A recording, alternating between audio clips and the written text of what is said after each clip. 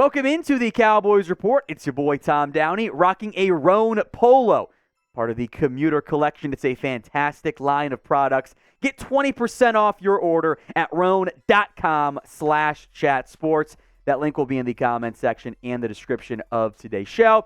Let's break down some rumors, beginning with this. The Athletic, my guy Johnny Matches, put together the top 6 extension candidates for the Cowboys in order. Dak Prescott was number 1, which we'll go into in depth here. CeeDee Lamb and Diggs were 2 and 3. We spent time on those guys. We'll pass over them for today's purposes. Terence Steele was 4. We'll look at him later on. Tony Pollard at 5. We went in depth with him on a recent video. Micah was 6 because Micah can't sign an extension until next year, so that's the right spot for Micah. But Prescott was number 1, which I know will be controversial because he plays Cowboys quarterback. And that job is always controversial unless you just won a Super Bowl. That's kind of the nature of it. As an aside, I think it would have been really cool to be doing this show during the Troy Aikman-Steve Walsh battle. That would have been incredible. But, of course, I was super young at that time, so it didn't really work out there. But back to the topic at hand, the Athletic had Prescott as that number 1 priority. And when we went through my most important contract list, I had Dak number 1 as well because it's the quarterback, it's expensive. So let's break down what the current contract looks like for Dak Prescott since he signed that extension. Dallas has kept the cap hit very manageable, as contenders should do. $17 million, just under 20, $26 million and change this year, but then it balloons. $59 million, and a massive void year of $36 million. An extension probably wouldn't bring down this year's cap hit significantly, but it would drastically drop the 2024 number and balance the 2025 number. And that is regardless of how much you pay Prescott. Remember, he's getting $40 million a year, and he has not yet hit even $27 million per year because of the way the Cowboys have structured the contract. And that's the smart way to do things. You saw how aggressive the Eagles were with the Hurts structure because they had the benefit of the cheap years left, which Dallas did not have because they did not handle the extension very well, this time last year. The question I have is, what does the number really look like? I don't really want to make Dak the highest paid quarterback in the NFL. I get Lamar and Hurts did, but I'd like to keep that number. It's fine if it's closer to 50 than 40, but I want to keep it under 50 if I can. And I do know this. I'm not going to get caught up in the $2 million per year price tag difference because if the Cowboys are smart, they will structure it the way they have been doing it. And they will keep the cap hit low, and we can all get concerned over the sticker shock of the contract, but the structure of it will be much more manageable, and you can continue to build the roster out around him. We're going to go more in depth on some of my thoughts and why I think we should all have an answer by now on this one. Whether we agree or disagree, that's fine. Do you want to extend Dak Prescott? Y for yes, N for no. It is today's pinned comment. Don't be too mean at the pinned comment. If the ad break comes here on YouTube, go vote. Y for yes, N for no. I see 2 viable paths right now for Dallas. Anything else in between is a half measure that I don't think will work very well. Path number 1 is extend Dak Prescott, pay him the $48, whatever the number is, $1 million per year, keep the cap hit down, and try to win football games. You've actually been a really good football team as long as Dak and Romo have been healthy and your quarterbacks. Haven't been quite good enough, but there's a lot of room to fall behind that. The alternative is if you just don't think it's ever going to happen, then you dump Dak and you embrace at least a reset, if not a rebuild, which I don't think Jerry wants to do, but that's how you have to handle it. Because it doesn't make sense to move on from Dak and then get a worse quarterback and try to maybe save a little bit of money. That was the whole Andy Dalton conversation. I prefer path number 1. I'll keep my top 10 quarterback. I'll try to win football games. I'll try to make it to the damn championship game for the first time since I can remember. Knowing it's not easy, but also knowing you've been not very far behind several times in recent years.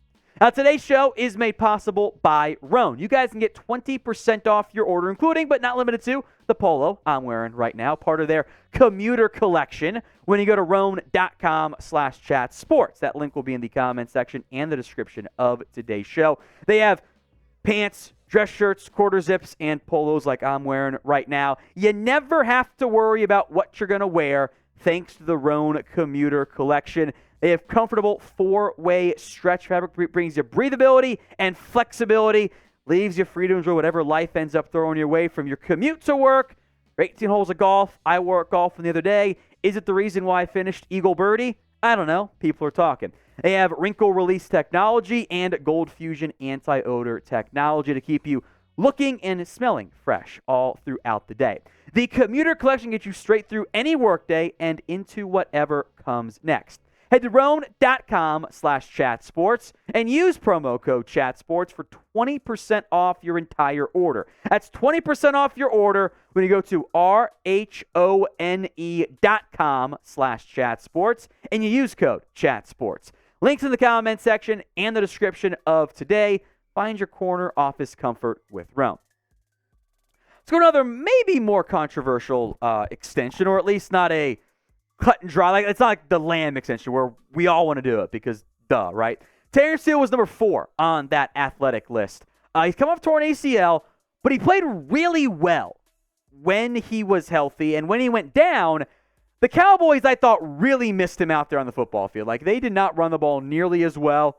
Without Terence Steele, the offense struggled. The ground game, which is not a new thing, it's done it 2 years in a row, really had problems effectively running the football without Terence Steele. I think his PFF run grade is reflective of how well he has done as a run blocker. He's come a very long way from a not good start to his NFL career for Terence Steele. 1 sack allowed, 4 hits, 15 hurries.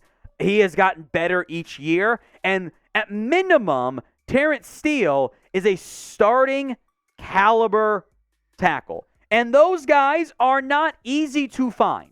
That's why guys like Connor McGovern, who we were like, he's fine, got $7 million per year. Now, there is a bit of a gap in the highest paid right tackle market, which I think is where you got to look at for Terence Steele. I don't think he's going to command the big-time free agent money. Jawan Taylor got $20 million, and I actually might argue Terence Steele, I don't think he's going to command that money on the open market. I don't think. Mike McGlinchey got 17.5. Then there's a gap from 17 at Taylor Motton to 15 for Jack Conklin, down to 11.5 for Rob Havenstein and Caleb McGarry. Maybe somewhere in that 9th to 7th range is where Terence Steele could potentially check in if it gets done this year or next year at some point. Maybe the Cowboys try to gamble on the cheaper deal, bouncing back from injury, which, hey, that did not work out for Michael Gallup. If you still have your scar tissue from it, I understand. So do you want to pay Terence Steele? It's P for pay or W for wait. I get the pros and cons of both. It's not, I don't think, a crystal clear, cut and dry decision. So go ahead and answer for me in the comments. Bleacher Report put together 3 free agents the Cowboys must consider, was their terminology. It was Shelby Harris, Deion Jones, and Ezekiel Elliott. Now, we're going to go in depth on Jones and Harris because we've talked about Ezekiel Elliott. I don't really think we need to spend more time on that today. We've talked about it before. If you haven't watched our videos, you guys need to be subscribed. We're trying to get to 157,000 subscribers. We need 771. Give or take, the number will ebb and flow depending on what day you are. It'll keep going up, I guess, from that perspective. Make sure you guys are subscribed. Hit that sub button for me right now. Let's begin with Shelby Harris. Now, their argument, they were focused in on, they drafted Mozzie Smith, but you need to have another defensive piece up front because Mozzie might not be ready, which I don't agree with. Also called him a consistent playmaker. And that was true, although he wasn't the same caliber of player this past year. Now, he's been on a 6 sacks, 2-ish sacks, 6 sacks, 2-ish sacks streak, so maybe he's due for 6.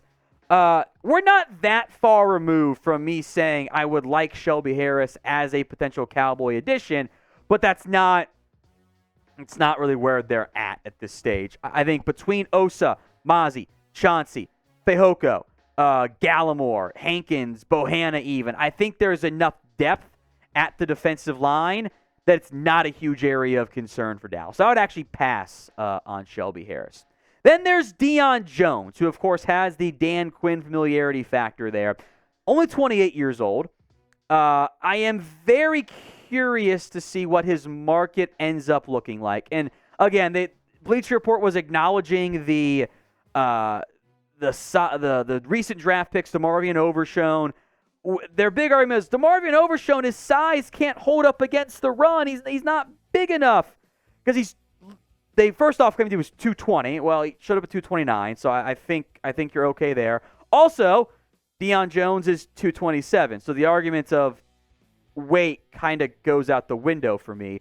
But if you are worried about your youngsters, Overshown, Clark, Cox, Harper, a veteran in Deion Jones could start to make some more sense for the Dallas Cowboys from that perspective. So that's where I'm at. I think Deion Jones makes more sense than Shelby Harris, given the needs and the age and the potential impact. Although I don't know if either is a must consider. I was kind of shocked they didn't go with a kicker on that list. So pick one to sign for me. SH for Shelby Harris or DJ for Deion Jones. You guys can vote. No wrong answers. It's just your opinion. Head down to that comment section and pick one that you think the Dallas Cowboys should go out and sign in free agency before training camp, of course. ESPN put together the top 10 or the top playmaking units across the NFL. They actually ranked all 32 teams. Here are the top 10 they had. We talk about them because the Cowboys check in at number 7. The Niners were 1, Bengals 2, Eagles 3, Seahawks 4, Chargers 5, Vikings 6, and then Dallas. A little surprised over Miami, frankly, which I don't hate. I would say Dolphins have a better top 2 with Waddle and Hill, and then a bit thin beyond that. Jacksonville was 9, Atlanta 10. So I think Dallas at 7. I think that feels about right. You know, Minnesota's invested some premium draft capital in playmakers. They might have been higher than not just cut Dalvin Cook because it's just Alexander Madison, right? Dallas is in pretty good shape overall. I think better than what they were last year when they made some self-inflicted wounds, I'll call it there. Where would you rank the Cowboys playmakers on offense? That's wide receiver, running backs, and tight ends only. Quarterbacks do not count. It's just your skill guys. Where would you rank them? Is 7 right? Is it a little too high? Little too low? Go ahead and vote for me in the comments. Here's how I break it down for the Cowboys on offense. Now I'll put Lamb in the slot. That's where he plays most of his snaps in the end. Cooks as receiver 1. If you get back to prime Gallup as wide receiver 2 and or you get elite Cooks again, 7 might be too low. With where it sits right now, I kind of think that's about right. The running back room, I'm a big guy. I'm big on Tony Pollard. The depth's a little bit shaky. I think Dallas will be fine at tight end in terms of the balancing with what they have. I think they'll be able to fill out with their depth, which I think overall is pretty solid.